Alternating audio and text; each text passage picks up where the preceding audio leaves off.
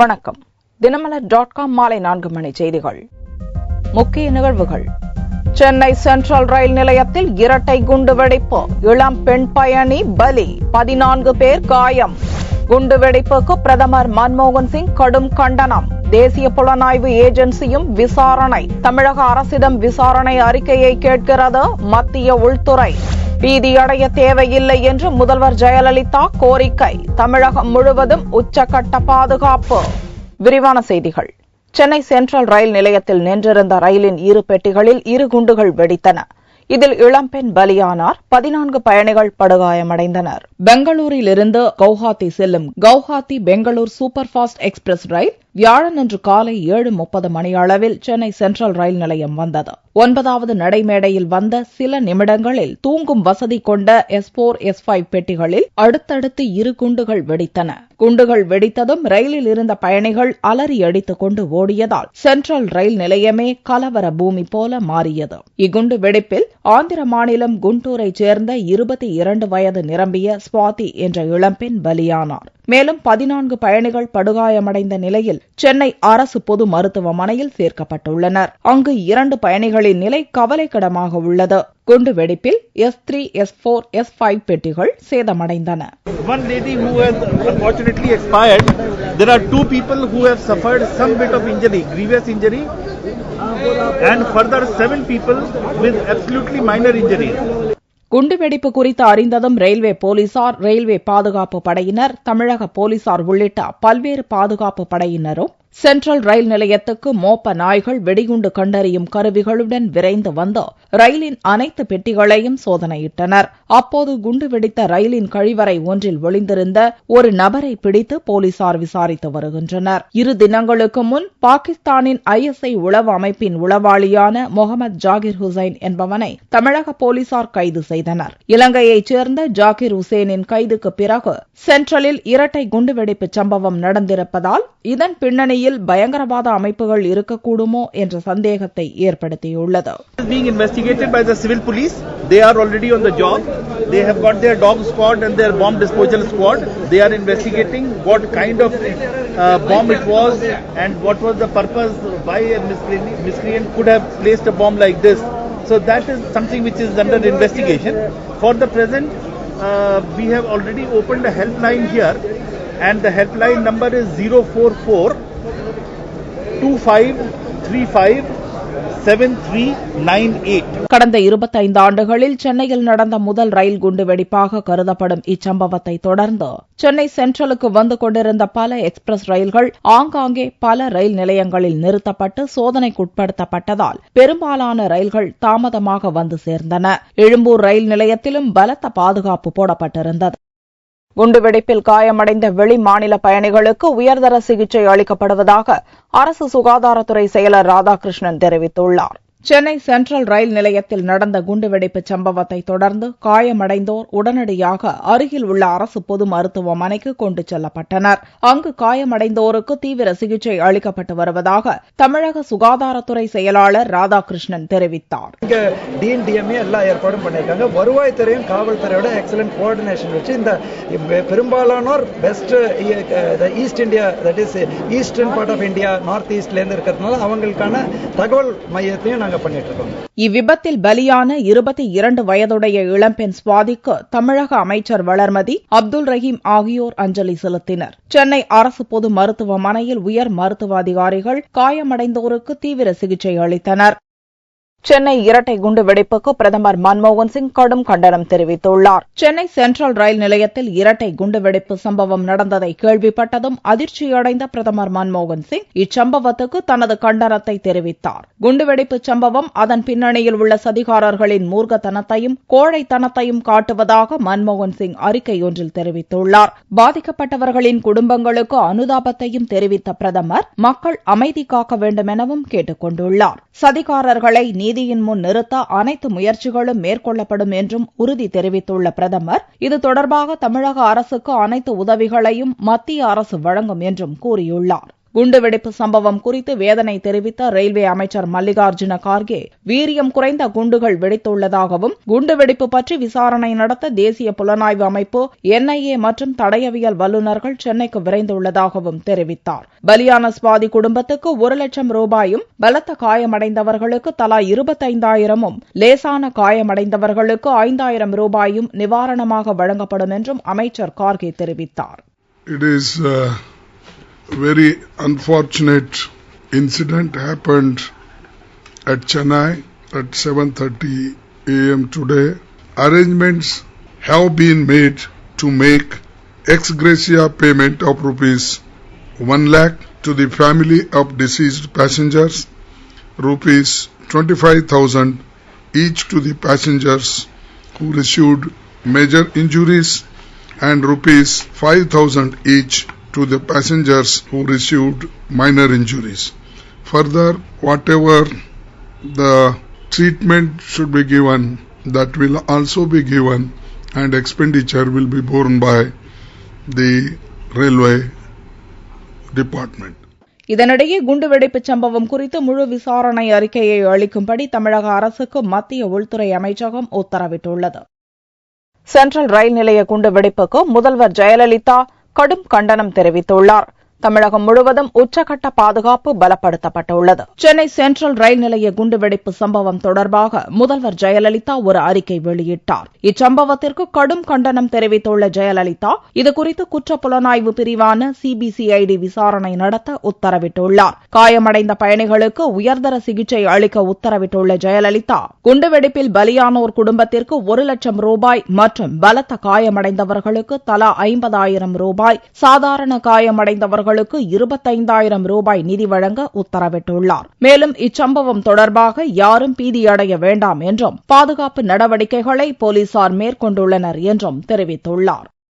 குண்டுவெடிப்பு சதிகாரர்களுக்கு சென்னை இலக்காக இருந்திருக்காது என்று தமிழக போலீஸ் DGP ராமானுஜம் தெரிவித்துள்ளார். குண்டுவெடிப்பு சம்பவம் நடந்ததும் சென்ட்ரல் ரயில் நிலையத்துக்கு விரைந்து வந்த தமிழக போலீஸ் DGP K. ராமானுஜம் மீட்பு பணிகளை மேற்பார்வையிட்டார். அப்போது அவர் கூறுகையில், இது மிகப்பெரிய குண்டுவெடிப்பு அல்ல என்றும் அதனால் ரயிலுக்கு கடும் சேதம் ஏற்படவில்லை என்றும் கூறினார். மேலும் கவுஹாத்தி பெங்களூர் எக்ஸ்பிரஸ் ரயில் சென்ட்ரல் ரயில் நிலையத்துக்கு தாமதமாக வந்ததை சுட்டிக்காட்டிய ராமானுஜம், குண்டுவெடிப்பு சதிகாரர்களுக்கு சென்னை இலக்காக இருந்திருக்காது என்றும் வேறு ஏதாவது இடம்தான் அவர்களது இலக்காக இருந்திருக்கக்கூடும் என்றும் தெரிவித்தார். ரயில் கிட்டத்தட்ட 1 மணி நேரம் தாமதமாக சென்னைக்கு வந்ததால் இங்கே குண்டு வெடித்துள்ளது என்ற அர்த்தத்தில் ராமானுஜம் அவ்வாறு தெரிவித்தார். Train from Bangalore Guwahati Express, which was scheduled to arrive here at 5:40, came here at 7:05.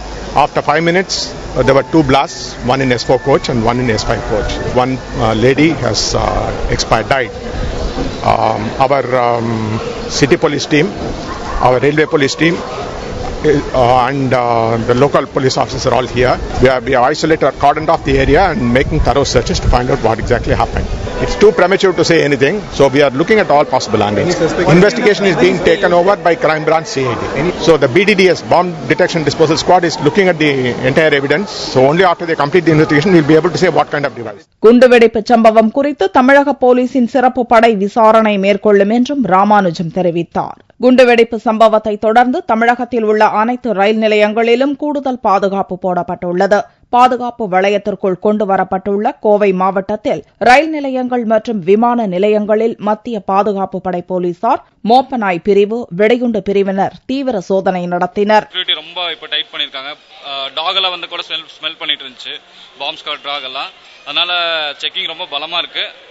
Travelling பண்றவங்களுக்கு இன்னும் கொஞ்சம் சேஃப்டியா இருக்கும், நல்லா பெட்டரா ஃபீல் பண்ணுவாங்கன்னு நினைக்கிறேன். தமிழகத்தின் மத்திய பகுதியான திருச்சி மாவட்டத்தில் மத்திய பேருந்து நிலையம் மற்றும் ரயில் நிலையங்களில் கடும் பாதுகாப்பு ஏற்பாடுகள் செய்யப்பட்டுள்ளன. பயணிகள் முழுமையாக சோதனையிடப்பட்ட பின்னரே ரயில் நிலையத்திற்குள் அனுப்பி வைக்கப்பட்டனர். பயணிகள் தவிர உடன் வந்தவர்கள் அனுமதிக்கப்படவில்லை. பேருந்து நிலையத்திலும் தீவிர சோதனை நடந்தது. திருச்சி மாநகரில் போலீஸ் பாதுகாப்பு பலப்படுத்தப்பட்டுள்ளது. குறிப்பாக ரயில்வே ஸ்டேஷன், மத்திய பேருந்து நிலையம் மற்றும் இதர பேருந்து நிலையங்கள், மற்றபடி இந்த கோயில், முக்கியமான கோயில்கள், முக்கியமான சர்ச்சு மாதிரி ஏரியாவில் பலப்படுத்தப்பட்டது. பாம்பு டிஸ்போசல் ஸ்குவாடு, மற்றபடி ஸ்லீப்பர் டாக் எல்லாம் வந்து சர்வீஸ் யூஸ் பண்ணிட்டு இருக்கிறோம். லோக்கல் காவல்துறையும் லோக்கல் போலீஸும் ரயில்வே போலீஸும் எல்லாம் இணைந்து தனித்து ஆங்காங்கே செயல்பட்டு வருகின்றோம். கோவில் மாநகரான மதுரையில் தற்போது சித்திரை திருவிழா துவங்கி நடந்து வருகிறது. இந்நிலையில் குண்டுவெடிப்பு சம்பவம் காரணமாக மதுரை மீனாட்சி அம்மன் கோவில் உட்பட அனைத்து கோவில்களிலும் கூடுதல் பாதுகாப்பு தரப்பட்டுள்ளது. ரயில், பேருந்து நிலையங்களிலும் துப்பாக்கி ஏந்திய போலீசார் பாதுகாப்பு பணியில் ஈடுபட்டுள்ளனர். முக்கிய ரயில் நிலைய சந்திப்புகளில் மத்திய, மாநில போலீசாரின் பாதுகாப்பு பலப்படுத்தப்பட்டுள்ளது. குண்டுவெடிப்பு சம்பவம் குறித்து ரயிலில் பயணித்த பயணிகள் பீதியுடன் விவரித்துள்ளனர். தமிழக அரசியல் கட்சி தலைவர் கடும் கண்டனம் தெரிவித்துள்ளார். சென்னை சென்ட்ரலில் நடந்த குண்டுவெடிப்பு சம்பவம் குறித்து ரயில் பயணிகள் பீதியுடன் விவரித்துள்ளனர். கடும் பாதிப்பு இல்லை என்ற போதிலும் அப்பகுதி போர்க்களம் போல் காட்சியளித்தது. பட்டாசு வெடித்திருக்கும் என்று நினைத்ததாகவும் குண்டுவெடிப்பு சம்பவம் கடும் அதிர்ச்சியை ஏற்படுத்தியுள்ளதாகவும் பயணிகள் தெரிவித்தனர். அங்க 11:30 மணிக்கு ட்ரெயின் ஸ்டார்ட் ஆகிறதா இருந்துச்சு. ஆனால் 12:15 தான் ஸ்டார்ட் ஆச்சு. அங்கேருந்து இங்கே 5:30 மணிக்கு வரணுமா இருந்துச்சு ட்ரெயின். பட் 7:40 45 இந்த டைமில் என்ன ஒரு சவுண்ட் வந்துச்சுங்க. நம்ம நினச்சோம் அது கிராக்கர்ஸ் பட்டாசு ஓடிக்கிறாங்கன்னு நினச்சின்னு சும்மா இருந்தோம். பட் இன்னொரு சவுண்ட் வந்துச்சுங்க. அதே மாதிரி 2வது டைமு வந்த உடனே எல்லாம் ஓடுறதுக்கு ஸ்டார்ட் பண்ணிட்டாங்க. உள்ளேருந்து ட்ரெயின் உள்ளேருந்து நம்மளும் ஓடிட்டு வெளியே வந்தோங்க. வெளியே வந்து பார்த்தாக்கா ஒரு 2 போகி விட்டுட்டு பார்த்தா 2 லேடிங்களுக்கு கால் அடிபட்டு இருந்துச்சுங்க. ஒரு ஜென்ட்ஸுக்கு கால் அடிபட்டு இருந்துச்சு. அவங்க இமீடியட்டா அந்த எமர்ஜென்சி ஃபர்ஸ்ட் எய்ட் காரங்க கூட்டின்னு போனாங்க. குண்டுவெடிப்பு சம்பவத்தை அறிந்து தமிழக பாரதிய ஜனதா கட்சி தலைவர் பொன் ராதாகிருஷ்ணன் நேரில் வந்து பார்வையிட்டார். இதில் தொடர்புடைய குற்றவாளிகளை விரைவில் கண்டுபிடித்து உரிய தண்டனை வாங்கி தர வேண்டும் என்று அவர் கேட்டுக் கொண்டார். பயங்கரவாதிகளுக்கு அச்சமற்ற ஒரு நிலைமை உருவாகி இருப்பது நாட்டிற்கு மிகப்பெரிய ஆபத்தை ஏற்படுத்தும் என்பதை மத்திய அரசாங்கம் புரிந்து கொண்டு உடனடியாக நாடு முழுவதும் இருக்கக்கூடிய எல்லா பகுதிகளிலும் பாதுகாப்புகள் பலப்படுத்தப்பட வேண்டும் என்று நாம் கேட்டுக்கொள்கின்றோம். குண்டுவெடிப்பால் பாதிக்கப்பட்ட பெட்டிகளை ஆய்வுக்காக தனியாக கழற்றினர். பின்னர் வேறு பெட்டிகளை இணைத்து அந்த ரயில் தனது பயணத்தை துவக்கியது. உழைக்கும் வர்க்கத்தினரை நினைவு கூறும் மே தினம் நாடு முழுவதும் வியாழக்கிழமையன்று உற்சாகமாக கொண்டாடப்பட்டது. கடந்த 1946ஆம் ஆண்டு கோவை பஞ்சாலையில் தொழிலாளர் சங்கம் துவக்க முற்பட்டதாலும் அதனால் ஏற்பட்ட தகராறில் ஒருவர் இறந்ததாலும் தொழிலாளர்கள் 4 பேர் தூக்கிலிடப்பட்டனர். கோவை அவினாசி சாலையில் உள்ள 4 நினைவிடத்தில் இன்றும் தொழிலாளர் வர்க்கத்தினர் அஞ்சலி செலுத்தினர். நிர்வாக தரப்புல இருந்த அந்த கைகூலிகள் தொழிலாளிகளை நெருக்கடி கொடுக்கிற போது இவங்க தட்டி கேட்கறாங்க. அந்த நிகழ்ச்சியில ஒரு கைகலப்பு நடக்குது. அந்த கைகலப்பு நிகழ்ச்சியில ஒருத்தர் அதனால உயிரிழக்கப்படுது. அதை இவங்க தான் செஞ்சாங்கிற முறையில் ஒரு கேஸை கிரியேட் பண்ணி அந்த கேஸ் பின்னாடி லண்டன் கோர்ட் வரைக்கும் போய் பேசி அதுல முழுமையான தொழிலாளி வர்க்கத்துக்கு முழுமையான அந்த தீர்ப்பு கிடைக்கல. நிர்வாக தரப்புல இருந்து கேட்கறாங்க, யாரோ ஒருத்தர் மட்டும் சொல்லுங்க, கோர்ட் கேட்குது, யாரோ ஒருத்தர் மட்டும் தண்டனை ஏற்றிட்டு மற்ற எல்லாம் ரிலீஸ் பண்ணு சொல்றாங்க. ஆனா இந்த 4 தோழர்களும் ஒன்னா நின்று முழுமையா எங்களுடைய போராட்டத்துக்காக தோழர்களுக்காக நாங்க தொழிலாளிகளுக்காக நாங்க உயிரிழந்திருக்கிறோம். அதனால நாங்க எங்களை விட்டா 4 பேர்த்தையும் ரிலீஸ் பண்ணுங்க, இல்லைன்னா 4 பேர்த்தையும் தூக்கு போடுங்க, நாங்க அது கலங்கல, எங்களுடைய ஒற்றுமை தான் முதல் முக்கியம் சொல்லி போட்டு ஒன்னா நின்னாங்க. அதுதான் இந்த தொழிலாளிகளுடைய ஒட்டுமொத்த வரலாறு. உழைப்பதில் சளைத்தவர்கள் அல்ல என்றாலும் மே தினத்தில் மாற்றுத்திறனுடைய உழைப்பாளிகளை பாராட்டித்தான் ஆக வேண்டும். கோவையில் உள்ள மாற்றுத்திறனாளிகள் உழைப்பாளர் தினத்தை வரவேற்று தங்களுக்கு தொடர்ந்து வேலை வாய்ப்பை வழங்க வேண்டும் என்று கோரியுள்ளனர். நான் ஒரு பார்வையற்ற ஒரு பெண்மணி. நான் ஒயர் கூட பெனாயிலு இந்த சேரும் கூட போடுவேன். ஆனால் அதுக்கு வியாபாரங்கள் கம்மியாக தான் இருக்குது. நம்ம செய்கிற கூடைய நாங்கள் நிறைய விலை கொடுத்து ஒயரை வாங்கி நேரத்தை செலவு செஞ்சு போடுறோம். ஆனால் வாங்குறவங்க உற்சாகமாக வாங்குறாங்க. ஆனால் அதுக்கேற்ற விலை எங்களுக்கு கிடைக்கிறதில்ல. இருந்தாலும் சிரமமாக தான் இருக்குது. நாங்கள் எங்களுக்கு வேலை எப்படி இருந்தாலும் சரி கொடுத்து நாங்கள் வாங்கிடுறோம்.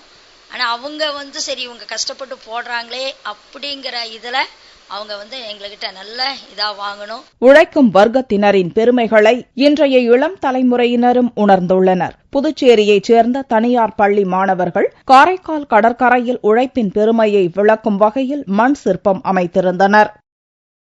வியாழனன்று மே தினத்தை முன்னிட்டு சந்தைகளுக்கு விடுமுறை அளிக்கப்பட்டிருந்தது. ஒரு சவரன் தங்கம் 22,480 ரூபாய்க்கு விற்பனையானது. 1 கிராம் ஆபரண தங்கம் 2,810 ரூபாயாக இருந்தது. வெள்ளி 1 கிராம் 45 ரூபாய் 20 காசுகளுக்கு விற்பனையானது. பார் வெள்ளியின் விலை 42,270 ரூபாயாக இருந்தது. மதுரையில் துவங்கியுள்ள சித்திரை திருவிழாவின் முதல் நாளில் மீனாட்சியம்மன் கோவிலில் கொடியேற்றம் கோலாகலமாக நடந்தது. உலக புகழ்பெற்ற மதுரை மீனாட்சியம்மன் கோவில் சித்திரை திருவிழா வியாழனன்று துவங்கியது. கோவில் கொடிமரத்தின் முன்பு சிறப்பு யாகம் வளர்க்கப்பட்டு புனித நீர், பால், பன்னீர், சந்தனம் உள்ளிட்ட வாசனை திரவியங்களால் கொடிமரத்திற்கு அபிஷேகம் செய்யப்பட்டது. கொடிமரத்தில் தர்பைப்புல் மற்றும் பட்டு துணி அணிவித்து தீபாராதனை காட்டப்பட்டது. 10:36 மணிக்கு மேல் 11 மணிக்குள் கடக லக்னத்தில் சுவாமி சந்நிதி முன்புள்ள கொடிமரத்தில் மங்கள மேளம் ஒலிக்க, வேத மந்திரங்கள் முழங்க கொடியேற்றப்பட்டு சித்திரை திருவிழா கோலாகலமாக துவங்கியது. தொடர்ந்து மே 8ஆம் தேதி மீனாட்சி அம்மனுக்கு பட்டாபிஷேகம், 9ஆம் தேதி அம்மன் திக்விஜயம், மே 10ஆம் தேதி திருக்கல்யாணம், மே 11ஆம் தேதி காலை திருத்தேரோட்டம் நடக்கிறது.